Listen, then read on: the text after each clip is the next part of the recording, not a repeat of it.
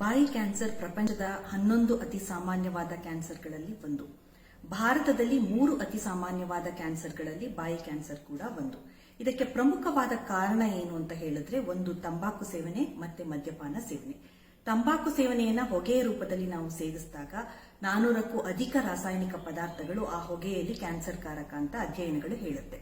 ಈ ಹೊಗೆ ನಮ್ಮ ಬಾಯಿಯಲ್ಲಿ ಅನೇಕ ತರಹದ ಲೋಳೆ ಪದರದಲ್ಲಿ ಅನೇಕ ತರಹದ ಬದಲಾವಣೆಗಳನ್ನು ತಂದು ಕ್ಯಾನ್ಸರ್ ಕಾರಕ ವಸ್ತು ನೇರವಾಗಿ ರಕ್ತವನ್ನ ಸೇರುವಂತೆ ಮಾಡುತ್ತೆ.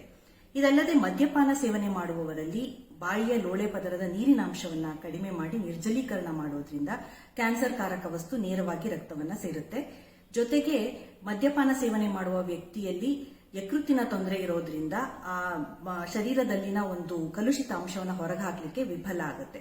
ಇದಲ್ಲದೆ ಅಪೌಷ್ಟಿಕತೆನೂ ಕೂಡ ಅವರಲ್ಲಿ ಇರೋದ್ರಿಂದ ಆಂತರಿಕ ರೋಗ ನಿರೋಧಕ ಶಕ್ತಿ ಕಡಿಮೆಯಾಗಿ ಕ್ಯಾನ್ಸರ್ ಹರಡುವ ಸಂಭಾವ್ಯತೆ ಹೆಚ್ಚು.